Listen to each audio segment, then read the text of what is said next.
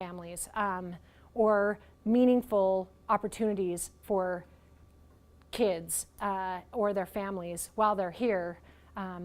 Again, going beyond a cheap hotel. Well, one of my focuses on this is just the communication of those programs. How do you effectively communicate what's actually going on and what's available? We can monitor, we're looking at weekly newsletters.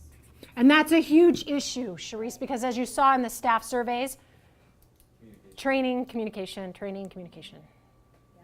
Well, and not even just communication among staff, but communication between us and the guests. Yes, so they know what's, yes. And you get enough signs up on the countertop and people would just stop reading it because it's Too much. So how to make the communication effective so that I don't have, the 6-year-old coming up to me 3 hours after class saying, What's next? Are we doing a craft? And I say, it was 2 hours ago. Okay, well then what's in place? How do I tell you about this earlier, or what do I now make available so Yeah. you can still participate? Yeah. So it's that communication Yes. with guests about what's programmed. Got it. Rebecca, did you have something? I was just saying, I think what Charisse was saying too, I think we're all saying in guest services, and that is just fix the disconnect between the internal and external communications. Yes. I felt like when I was working more in there too, like just more, communicating and more streamlining and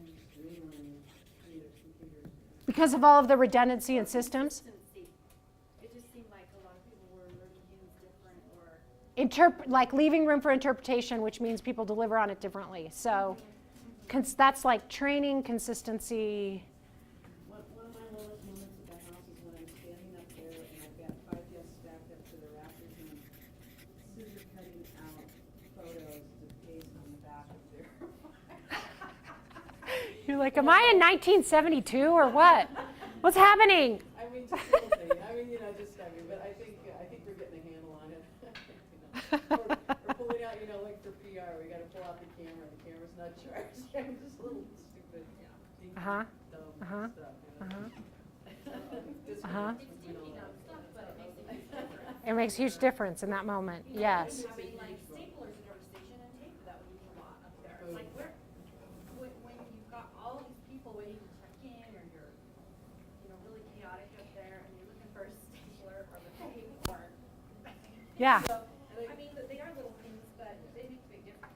Yes. And that's our commitment really over the next, hopefully, year, maybe it'll lead into the 2016 calendar year. But it's really important for me and for us that instead of that experience being, let me cut out this ID and let me tape it here as though it's 1937, to become a little more sophisticated. That way, the interaction isn't so much this disjointed chaos, and it's more welcome to the Ronald McDonald House. How are you?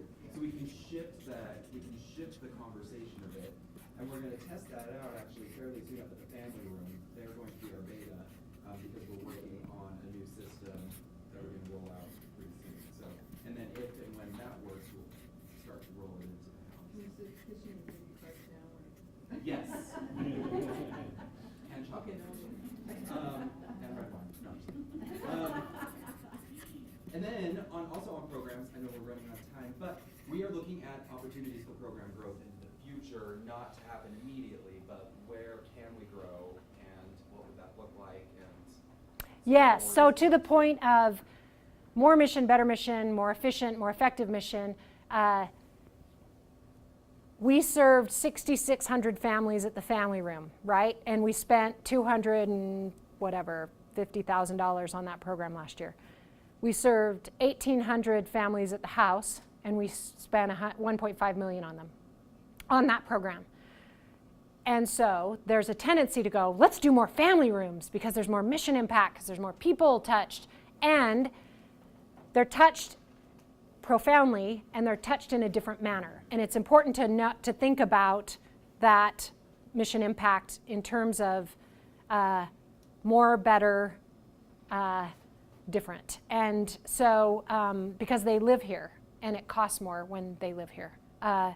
So we're looking at that and the decision filter for that. And we don't know what's going to happen with Ogden, whether we divest that, whether we build a new family room in Utah County, We've had some discussions with the Intermountain Hospital there.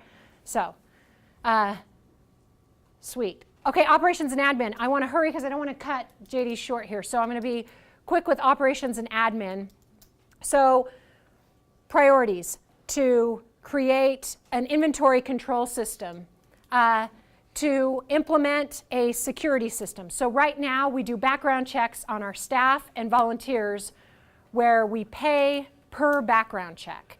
So we're looking at systems where we would buy into a cloud-based software system, and we, instead of paying whatever we pay, $20, $30 a person, we pay a flat fee per month and we can run as many as we want. And what that would allow is for us to create a system to do background checks on guests. Most of our sister charities are screening for backgrounds. So many of you have had a circumstance where you're doing a check-in and somebody goes, well, I did spend, here's my prison ID. And you're like, Not everybody's fit for a communal living environment. And it's really hard when they're in front of you and they give you their prison ID. So you can't address it. So most of our sister charities have moved toward this system of doing annual or checks on screenings on their guests in the name of the safety of the whole. That not everybody can stay at a Ronald McDonald House. Everybody can have a sick or injured child, but not everybody's fit for a house that has this kind of communal living. So more to come on that. And if we do that, it would mean that we'd have to have systems in place to honor everybody's privacy, so that if there is information like identification or social security numbers and so forth, that we have a system to ensure security and privacy. But that's something that's on the priority list. Personnel policy. We're going to make changes to the personnel policy, and we're going to move to a PTO plan. So I want to give you a heads up about this, and I will commit to you that this will be something that would in no way jeopardize the benefits you have. If anything, it should create more flexibility with the benefits you have. So this is a move that many of our sister charities have made. Because we're a 24-hour-a-day organization that is open every single day of the year, the old school method of holidays, personal days, sick days is a problem, because we're still open on July 4th and somebody's got to work. And so there will be more to come on this, but I think it will be received. What I've heard is that the staff love it in our sister charities. And then we are going to look at a visitor management system. So for those who go to Primary Children's, they have a visitor management system. So essentially, anybody who comes in to do an adopt-a-meal group or to visit a family would register on a visitor management system, which might be its own kiosk. And the system itself screens for the sex offender registry. It doesn't screen everything, but it screens so that you at least know who's in the house, right? And it helps us to capture email addresses and names of people that we don't get right now. So we have an adopt-a-meal group and we get one person's contact info, but they brought 12 people. And then we find out, because we get a $30,000 gift, well, the so-and-so was here at an adopt-a-meal group. We go, oh, who, when? We don't know who they are. Because we never got their name. So anything else on operations or admin? Janie? Mike? Karen's not here? Okay. Anyone else? Are there any huge misses? Are there things you think we are mistaken in looking at as a priority? Yeah. Oh, I don't mean saying anything mistaken. I just wanted to add something. Good. It's incredible. So I'm not commenting on the mistaken, but the question about the phone system, because we have this incredible phone system where you can log in that you're here or not here for the front desk. When they're answering the phones and they're saying, hey, is Liza here? Maybe Liza came through the side entrance and we don't know if she's here. So I think that would be great if we Liza. looked Just at. kidding. Looked at.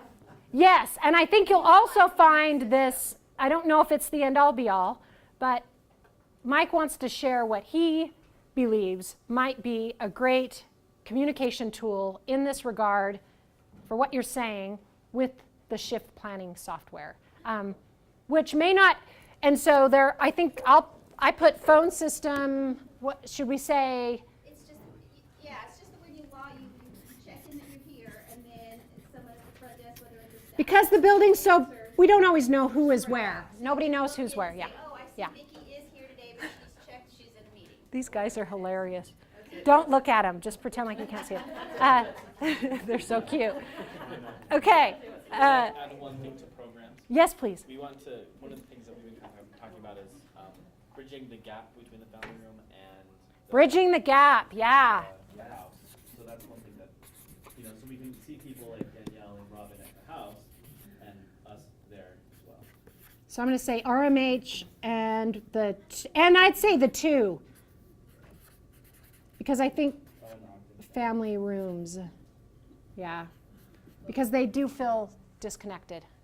Hallelujah. Yeah, Liza? And kind of with that, we used to do this cross-training that was really fun where we'd go for a couple hours to the front desk.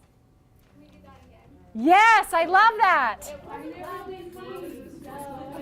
But that's because we were too busy growing. It was a Yeah. crazy time to implement that. I think we should bring it back. I want to do it. I know I